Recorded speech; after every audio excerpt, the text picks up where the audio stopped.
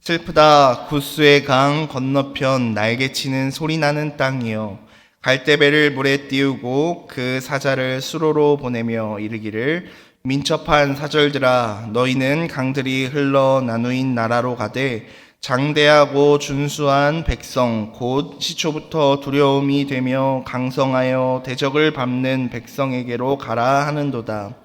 세상의 모든 거민 지상에 사는 너희여, 산들 위에 가치를 세우거든 너희는 보고 나팔을 불거든 너희는 들을지니라.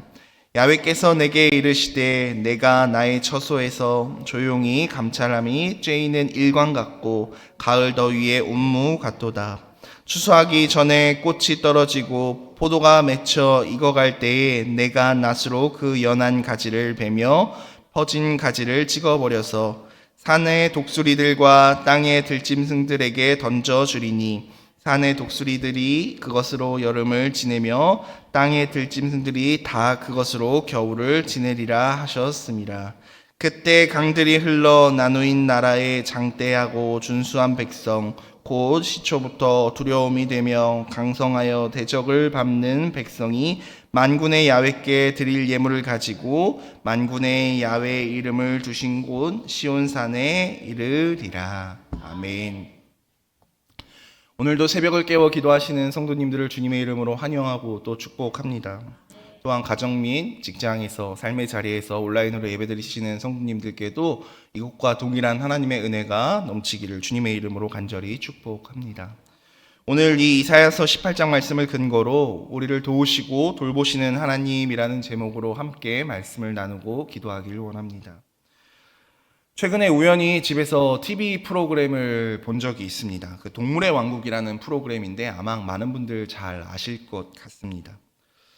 제가 시청했던 그날의 주제는 작은 그 동물의 그 새끼 동물들이 태어나서 그 자라는 과정, 또 독립하는 과정, 그러한 과정을 보여주는 회차였는데요. 그 아기 동물들이 태어나서 자라나는 그 과정을 보면서 동물마다 차이가 있지만 어떤 동물들은 부모로부터 바로 독립을 하는 그런 동물들도 있고, 또는 누가 가르쳐 주지도 물려주지도 않았지만 자연스럽게 태어나자마자 그 어미의 젖을 찾아 물기 위해 이렇게 나아가는 그러한 동물도 있는 장면을 본 기억이 있습니다. 그러한 동물들을 보면서 생각해 보았습니다. 저런 동물들에 비해서 사람은 정말 연약하구나라는 생각을 해 보았습니다. 사람은 만물의 영장이라 불리지 않습니까? 그렇지만 사람이라는 존재는 그가 명예가 있건 없건 혹은 많이 가졌건 못 가졌던 간에 누군가의 돌봄과 도움이 없이는 살아갈 수 없는 존재이다라는 생각을 해보았습니다.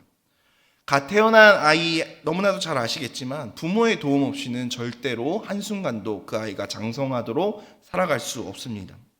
엄마가 아이를 들어서 그 젖을 물려주지 않으면 혼자서는 그 줄임배를 채울 능력이 없고, 제가 동물의 왕국 그 장면에서 봤던 것처럼 그 아이가 태어나자마자 바로 독립시킬 수도 없습니다.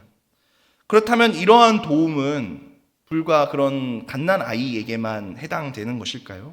우리가 한 살 한 살 나이를 먹고 장성하면은 도움 없이 살아갈 수 있을까요? 아니요, 정도의 차이가 있을지언정 장성한 사람도 누군가의 도움 없이는 살아갈 수 없는 것 같습니다. 우리는 서로 돕고 돌보며 살아가야 하는 그러한 연약한 존재다라는 것이죠. 평생을 살아가면서 참 많은 도움과 참 그런 손길을 받으며 살아갑니다. 그리고 그 도움으로 인하여 오늘날 이 시간 가운데 우리가 있는 것 아니겠습니까? 도움을 주기도 하고 도움을 받기도 하면서 우리는 살아갑니다. 이뿐만이 아닙니다. 우리는 더 나아가 궁극적으로 하나님의 도우심을 받으며 살아갑니다. 은혜로우시고 날마다 우리에게 그 하나님의 신실하심을 보이시는 그 하나님의 도움 없이는 우리는 단 한순간도 살아갈 수 없는 연약한 존재입니다. 시편 121편은 말씀합니다. 내가 산을 향하여 눈을 들리라. 나의 도움이 어디서 올까? 나의 도움은 천지를 지으신 야훼에게서로다. 아멘. 온 세상을 만드신 하나님께서 나의 도움이 되신다라고 시편 기자는 고백하고 있습니다. 그 하나님은 우리를 실족하지도 않게 하시고 졸지도 아니하시고 주무시지도 아니하시며 우리를 돌보시는 하나님이시다라고 시편 기자는 우리에게 말씀하고 있습니다. 우리의 우편에 그늘이 되시고 낮에 해가 우리를 상치 못하게 하며 밤에 달이 우리를 해하지 못하게 우리를 지키시고 돌보시는 분이 바로 우리의 하나님이시다라는 것입니다. 이처럼 하나님은 우리를 지키시고 우리를 돌보시고 우리에게 도움 베푸시기를 주저하지 않으시는 좋으신 하나님이신 줄 믿습니다. 우리의 삶에 생채기를 내는 그 해를 끼치는 위험과 아픔들과 고통의 순간이 다가올 때마다 우리를 지켜주시고 우리에게 힘 주시는, 우리에게 이길 힘을 주시는 분이 바로 우리의 하나님이시다라는 것이죠. 오늘 본문에 보니까 구스라는 이름을 가진 나라가 등장을 합니다. 이 구스라는 나라에게 이사야 선지자가 경고의 메시지를 보내는 내용이 오늘 우리가 함께 읽은 이 이사야서의 내용인데요. 오늘 본문을 이해하시기 위해서는 간단하게 지도를 좀 아실 필요가 있습니다. 이사야 선지자는 이 당시 구스라는, 이사야 선지자 당시에 이 구스라는 나라는 오늘날 지리적으로 그 이스라엘 아래에 위치한 아프리카 대륙의 에디오피아, 수단, 그 소말리아까지 그 모든 영토를 포함하는 큰 땅을 가진 그 대국이었습니다. 반대로 이스라엘 땅은 힘없는 그 약소국으로서 위로는 당시 최고의 강대국이었던 아수르 제국의 눈치를 보고 있었고 아래에는 구스라는 나라가 위치한 이 샌드위치에 끼어 있는 지금 상황이 지금 오늘 본문의 이스라엘의 상황입니다. 이스라엘이 위치한 곳은 대륙과 대륙이 만나는 교차로입니다. 위쪽으로 가면은 유럽이 있고요. 오른쪽으로 가면은 아시아가 있고 아래쪽으로 내려가면 아프리카가 있죠. 이러다 보니까 만약에 아수르 제국이 지금 이 샌드위치 되어 있는 지금 이 이스라엘 땅을 침략하여 그 땅을 빼앗으면은 아래쪽 아프리카 대륙에 있는 그 구스라는 나라도 자연스럽게 이 아수르의 위협을 받을 수밖에 없는 그러한 상황에 있는 것이죠. 그래서 구스는 유다에게 서신을 보내서 이 아수르가 쳐들어올지도 모르니까 같이 우리 힘을 합쳐서 동맹을 한번 맺어보면 어떨까라고 사신을 보내어 논의하는 장면이 오늘 본문의 장면입니다. 이렇게 구스가 사신을 보내어서 함께 군사적인 동맹을 맺어보자라고 하는 이러한 외교적인 노력에 대해서 오늘 본문의 이사야 선지자가 뭐라고 이야기하냐면 이러한 노력들이 다 무가치하다, 무의미하다라고 강력하게 선포합니다. 이 말이 무슨 뜻입니까? 지금 너희가 의지해야 될 사람은 그 아수르도 아니고 애굽도 아니고 구스도 아닌 오직 하나님만을 의지해야 된다라는 것을 이사야 선지자가 이야기하고 있는 것이지요. 오늘 본문의 내용입니다. 한 절씩 우리가 구스에 대한 이 경고의 내용을 살펴보기를 원하는데요. 1절 말씀에 보니까 이렇게 나옵니다. 구스의 강 건너편 날개치는 소리나는 땅이다 라고 말합니다. 여기서 구스의 강은 나일강 상류를 의미한다라고 합니다. 나일강 상류에 많은 배들이 오고 가는 그러한 상황을 마치 벌레들이 이렇게 날개를 막 이렇게 펄럭펄럭거리며 날개치는 모습과 같다요. 강 날개치는 소리가 나는 땅이다라고 오늘 본문이 표현하고 있는 것입니다. 나일강에서는 상업을 위한 배들이 오고 가고 있고 또 중요한 소식을 전하기 위한 사절단의 배 또한 오고 갔을 것입니다. 그래서 2절 상반절을 보면 이렇게 나오는데요. 갈대 배를 물에 띄우고 그 사자를 수로로 보내며 이르기를 민첩한 사절들아 라고 말씀하는데 이 갈대로 만든 배를 타고 사절단이 나일강을 통해 오고 갔음을 표현하고 있는 것입니다. 지금 히스기야 왕이 통치하고 있는 이 남유다는 아수르 제국에 의하여 점령당하기 직전에 그런 위기에 처해 있습니다. 이러한 사정을 이웃나라인 구스 왕이 알고 사절을 보내어서 남유다의 사절단을 보내 그 전쟁에 우리도 동참하겠다. 그 작은 힘이라도 우리가 군사를 보내보겠다. 라고 이야기를 하지만 이사야 선지자는 남유다에 온 사절단을 다시 구스로 돌려보내라 라고 이야기하는 것이죠. 지금 나라가, 남유다라는 나라가 사라질지도 모르는 절대절명의 위기에 지금 처해 있습니다. 당대 최고의 강대국이었던 그 아수르가 호시탐탐 지금 남유다를 무너뜨리기 위하여 기회를 엿보고 있는 상황인데 주변국으로부터 그 어떠한 군사적인 도움도 받지 말고 지원받지 말라라고 오늘 이사야 선지자가 이야기하는 것입니다. 2절의 하반절을 보시면 남유다의 군사를 지원해 주겠다라고 사절을 찾아온 구스를 어떻게 묘사하고 있냐면 장대하고 준수한 백성 곧 시초부터 두려움이 되며 강성하여 대적을 밟는 백성이라고 구스 사람들을 묘사합니다. 다시 말해 그들은 키가 큽니다. 장대합니다. 다시 말해서 힘이 있는 백성이요 강대하고 대적들을 충분히 밟아버릴 백성이다라고 소개하고 있습니다. 좀 돌려 말하면 유다를 충분히 지금 위기에 처한 이 남유다를 충분히 도울 수 있는 군사적인 힘이 있는 나라고 강한 나라다라는 뜻입니다. 그런데 이런 나라가 지금 제발로 찾아와서 남유다를 도와주겠다라고 이야기하는데 선지자는 그 사절단을 하루속히 자기 나라로 떠나가라 이야기하는 것이죠. 외교적, 정치적 상황으로 봤을 때는 당연히 구스의 도움을 받아서 동맹을 맺고 저 강력한 아수르의 공격에 대응하는 게 일반적인 그러한 논리적인 상황 아니겠습니까? 상황과 환경은 모두 외부의 도움이 절실하게 필요하다라고 이야기하고 있습니다. 근데 하나님 뭐라고 말씀하십니까? 세우신 선지자를 통하여서 그 동맹을, 그 사자를 돌려보내라 라고 말씀하십니다. 왜 동맹을 맺지 말라라고 하시는 것입니까? 상황과 현실을 보면 지금 조그만한 힘이라도 단 몇 명의 군사만이라도 도움될 만한 것은 뭐든지 지금 붙잡아야 되는 그러한 상황인데 더군다나 지금 구스를 어떻게 묘사하고 있습니까? 강력한 군사력을 가지고 있고 의지할 만한 힘을 가지고 있는 나라라고 소개하고 있지 않습니까? 하지만 이러한 힘과 이러한 도움을 거절하라라고 말씀합니다. 이것이 하나님의 뜻이다라고 설명하고 계시는 것입니다. 하나님께는 방법이 있습니다. 인간적인 판단으로 결정한 그 결정 후에 그런 것들은 아무런 의미가 없음을 깨닫게 될 것이다 라고 하나님 말씀하고 계시는 것입니다. 우리가 잘 알듯이 여호수아서에 보면은 이스라엘 백성들이 가나안 땅을 이제 입성하는 장면이 나오지 않습니까? 그 가나안 땅에 입성하는 그 초입에 보면은 그 여리고성을 점령하는 그 과정이 나오죠. 그 여호수아가 여리고성을 점령하기 위하여 날마다 침묵하면서 하루에 한 바퀴씩 여리고성을 돕니다. 매일매일 그 일을 반복하는 장면이 나오죠. 숨을 죽이며 여리고성 안에 있는 백성들을 이제 지켜보고 있습니다. 6일 돌고 7일째 되는 날 하루에 7번을 돕니다. 그리고 외치죠. 그 외치는 순간 여리고성이 어떻게 되었습니까? 그 성이 무너진 것을 우리는 너무나도 잘 알고 있습니다. 그 여리고성을 도는 이스라엘 백성들의 마음에 왜 동요가 없었겠습니까? 지금 내가 뭐 하고 있는 거지? 내 상식과 경험으로는 도저히 이해되지 않는 상황입니다. 그러나 인내하고 반복하면서 하나님의 명령에 그들이 순종해 나아갑니다.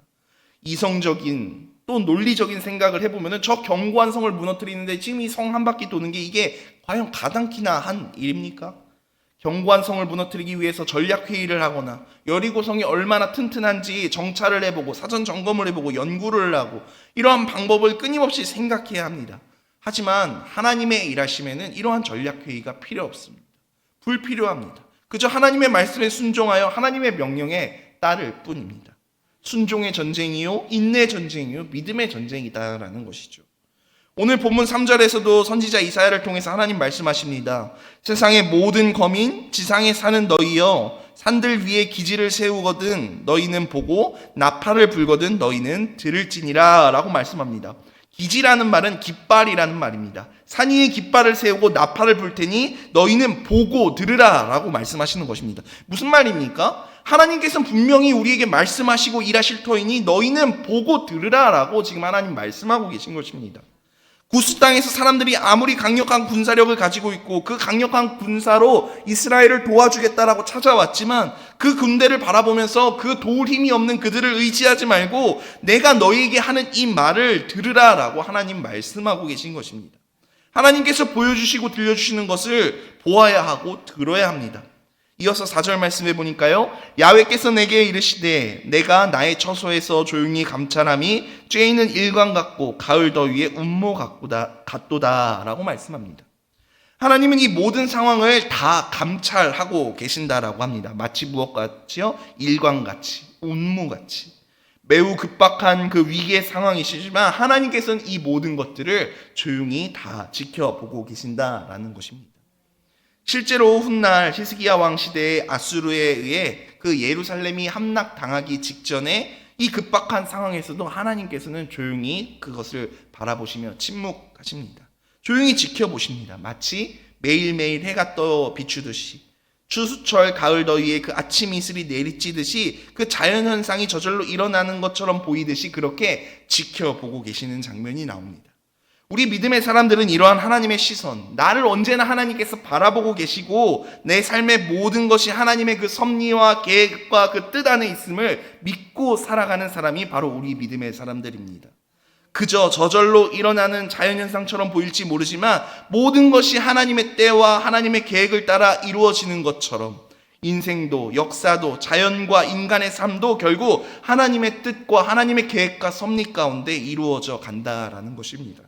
이어서 오늘 본문 5절과 6절은 이렇게 말씀합니다. 추수하기 전에 꽃이 떨어지고 포도가 맺혀 익어갈 때에 내가 낫으로 그 연한 가지를 베며 펴진 가지를 찍어버려서 산의 독수리들과 땅의 들짐승들에게 던져주리니 산의 독수리들이 그것으로 여름을 지내며 땅의 들짐승들이 다 그것으로 겨울을 지내리라 하셨습니다. 추수하기 전에 꽃이 떨어지고 포도가 맺힙니다. 그리고 그 포도가 익어갈 무렵에 하나님께서 낫으로 그 연한 가지를 베어버리시고 찍어버리시겠다라고 말씀합니다. 그리고 그것을 누구에게 주신대요? 독수리와 들짐승들에게 주셔서 그것으로 말미암아 여름을 나고 겨울을 나게 할 것이다 라고 말씀합니다. 이 비유는 열방에 대한 하나님의 심판을 이야기하고 있는 것입니다. 다시 말해 인간의 그 수고와 애씀, 더 나아가 그 교만함이 얼마나 하나님 앞에 헛될 수 있는지를 명확하게 설명하고 있는 비유인 것입니다. 실제로요, 열왕기하 19장에 가면 그토록 강력한, 지금 이 남유다를 위협하고 있는 그 강력한 아수르 제국의 군대 18만 5천의 군대가 하루아침에 시체가 되는 장면이 나옵니다. 한두 명이 죽은 게 아니라 18만 5천입니다. 마지막 익은 그 포도 열매를 따서 독수리와 들짐승들에게 던져주듯이 그 아수르의 군대들이 시체가 되어서 그 독수리와 들짐승들의 먹이가 될 것이라 말씀합니다. 시간이 되어서 말씀을 좀 정리하기를 원합니다. 오늘 본문을 통하여서 오늘날을 살아가는 우리에게 하시고자 하시는 그 하나님의 말씀은 무엇일까요? 우리의 삶에 일어나는 그 어떠한 상황과 현실도 결국 누구의 손에? 하나님의 손에 달려 있다라는 것입니다. 그러니 하나님의 백성들에게 하나님만을 의지하라 계속해서 반복하여 우리에게 말씀하고 계신 것입니다. 인간적인 수단과 방법을 의지하지 말라라고 말씀하시는 것이죠. 하나님을 의지하고 인내하고 침묵하면서 그분을 바라보라라고 말씀하고 계신 것입니다. 일상의 삶이 어떠한 아무런 변화가 일어나지 않는 반복되는 삶인 것 같지만 여전히 하나님은 살아계셔서 우리의 삶에 날마다 신실하게 역사하고 계십니다. 그때 감사하고 그것을 누리며 행복하게 살아가면 됩니다. 하나님의 은혜를 기억하며 주신 것들에 감사하며 그것을 누리며 그렇게 행복하게 살아가야 한다라는 것이죠. 뜨겁게 내리치는 태양과 또 암흑과도 같은 그러한 인생의 어둠의 계절이 있어도 여전히 하나님은 우리의 삶 가운데 살아 역사하시는 하나님이십니다. 우리의 삶을 이끌어 가시고 또 인내하며 침묵하며 하나님만을 바라보아야 한다라는 것이죠. 거대한 세력으로 우리를 억누르던 그런 일과 그 세력들은 일순간에 끝날 그 날이 반드시 올 것이기 때문입니다. 흔히 우리가 가을을 감사의 계절이다라고 말하지 않습니까? 이 감사의 계절에 눈을 들어서 내 삶 가운데 날마다 우리의 삶에 하나님의 크신 은혜와 섭리와 그 계획들을 베풀어 주신 것을 기억하여 주시고 다시 한번 내 삶 가운데 내 삶을 통하여서 하나님만을 의지하는 삶을 살아가겠다라고 다시 한번 마음을 굳건히 하는 그 감사의 시간, 그 감사의 계절을 보내실 수 있기를 간절히 소원합니다. 우리 하나님은 우리를 도우시는 하나님이십니다. 또한 우리를 돌아보시는 하나님이십니다. 우리를 감찰하시고 보이시고 들려주시는 하나님이십니다. 반드시 당신의 뜻과 계획을 이루시는 하나님이십니다.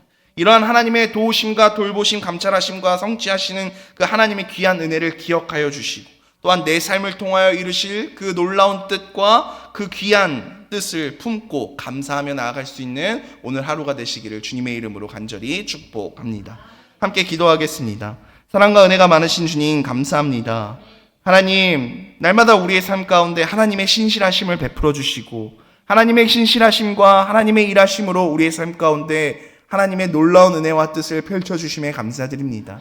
이를 행하시는 야훼, 그 일을 성취하시는 하나님, 우리의 삶 가운데 날마다 살아 역사하시는 그 하나님을 우리가 귀로만 듣는 것이 아니라 두 눈으로 목도하며 나아가는 오늘 하루의 삶이 될 수 있도록 주님 축복하여 주시옵소서. 하나님을 바라봅니다. 우리 앞에 펼쳐진 우리의 상황과 우리의 환경과 우리의 눈과 귀로 들리는 그것들에 우리의 시선을 빼앗기지 않고 오직 날마다 나의 삶 가운데 살아 역사하시는 좋으신 하나님만을 의지하고 바라보며 나아가기를 간절히 소원하오니 하나님 우리의 마음을 주장하여 주시옵시고 우리의 생각과 우리의 입술과 우리의 모든 상황과 환경을 하나님 주장하여 주셔서 오직 하나님만을 의지하고 하나님의 일하심만을 기대하며 나아가는 우리 모두가 될 수 있도록 주님 함께 하시고 도와주시옵소서. 오늘 이 아침 하나님 받은 바 은혜 감사하여 귀한 예물 드린 손길들이 있습니다. 하나님 축복하여 주시옵시고 은혜를 더하여 주시옵소서. 감사드리며 이 모든 말씀 살아계신 예수님의 이름으로 기도드리옵나이다. 아멘.